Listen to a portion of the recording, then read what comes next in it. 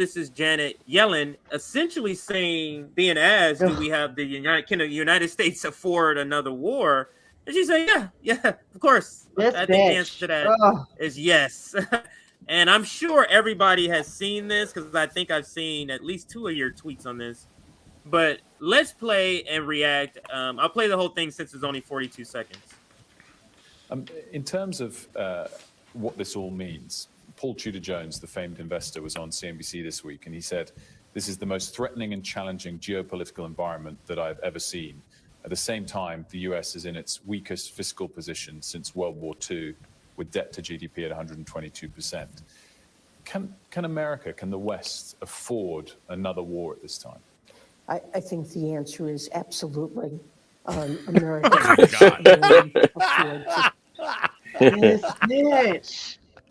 It's a weird question to seem enthusiastically to say absolutely. You know, it seems like a real. Let's go. It seems like a weird question to do that, but I'll allow her to finish, and then we can give our with comments. Israel and to support Israel's military needs, and we also can and must support Ukraine in its struggle against Russia.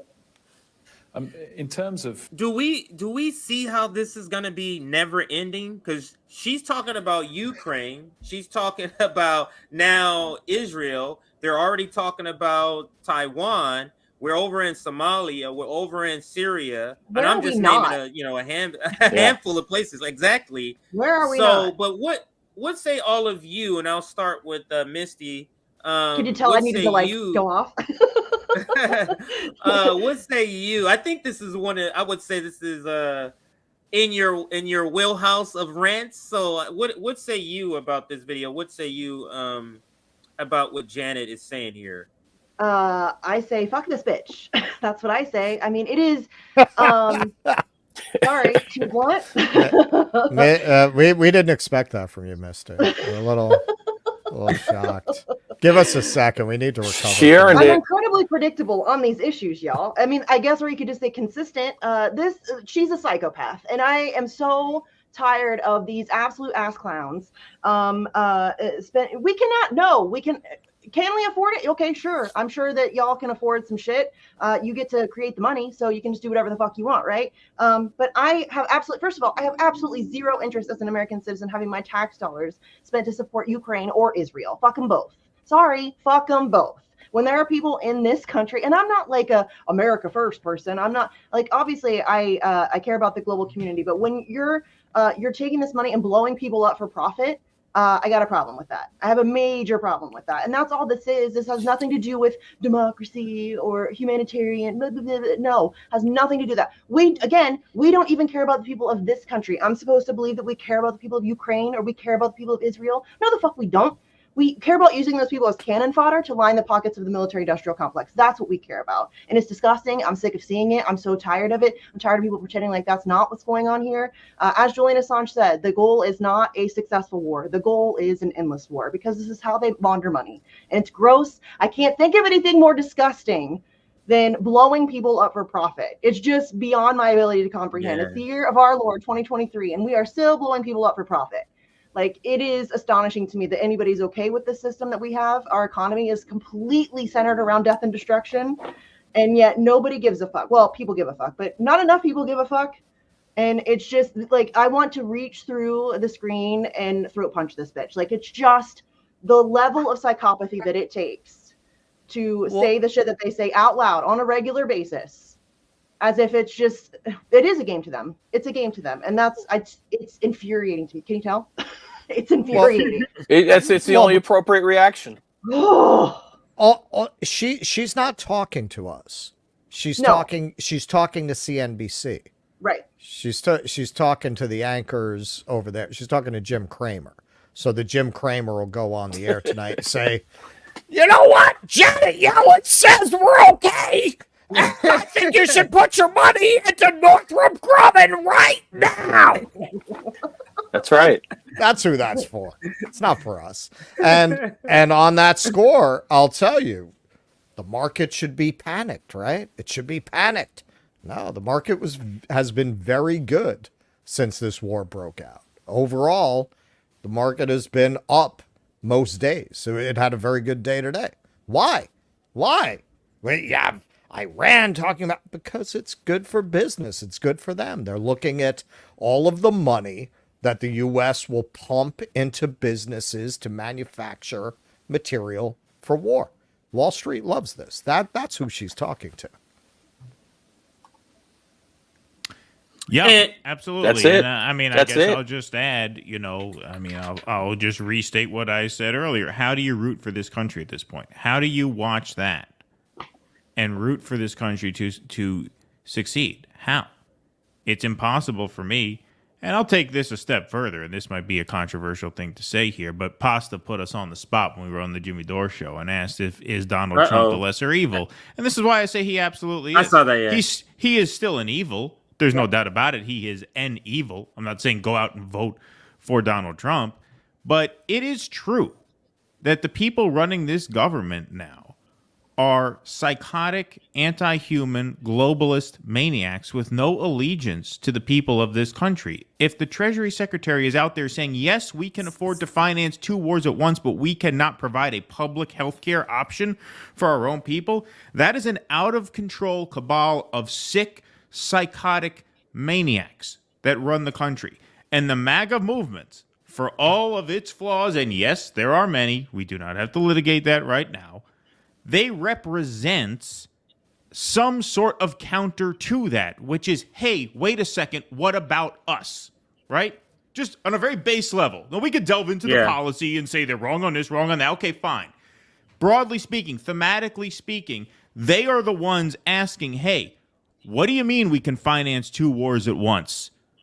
But the president has not been to East Palestine, Ohio. They're the ones asking that question. The mindless Democrats who are left telling pollsters they're going to vote for Joe Biden, they're not asking that question. And so I don't want to hear it about Donald Trump. If you, at this point, look what's happening around you, for fuck's sake. If you're still triggered by Donald Trump at this point, you're the dumbest piece of shit in the history of this country. Period. Yes. End of story. I don't want to hear it. I don't want to hear your bullshit anymore.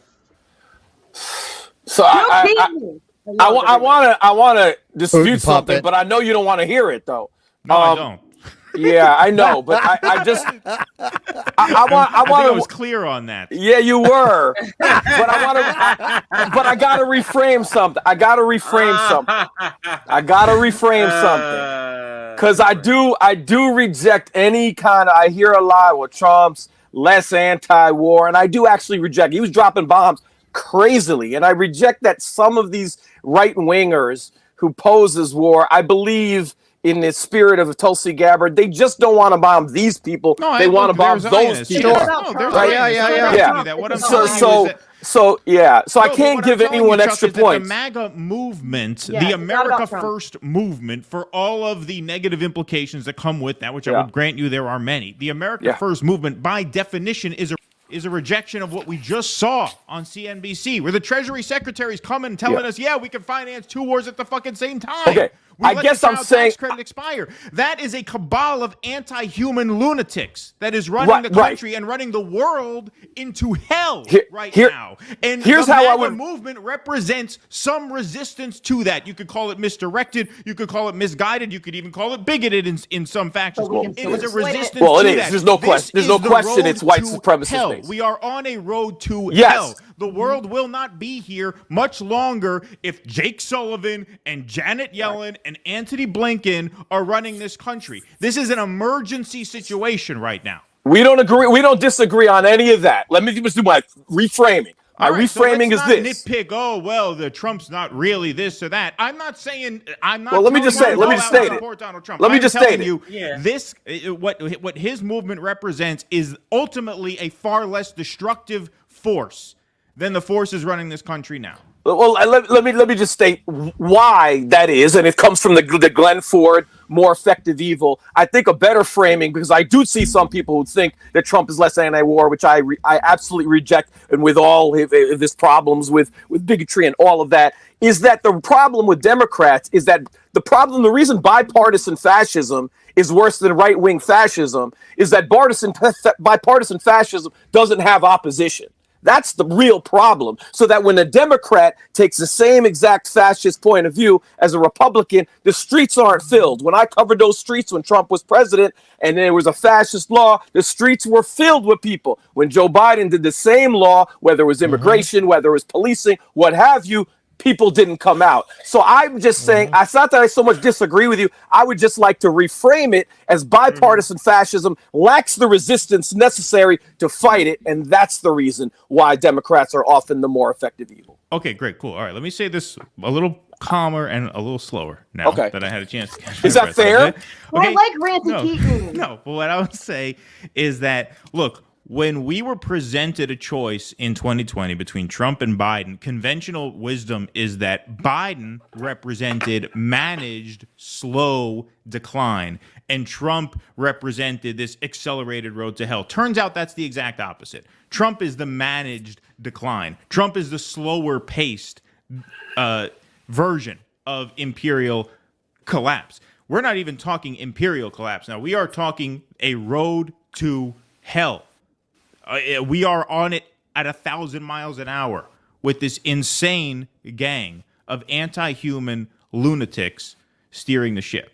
And anybody at this point who is more afraid of Donald Trump than Joe Biden, and I suspect that includes Dr. Cornel West, anybody who's more afraid of Donald Trump than Joe Biden now is just not a serious person.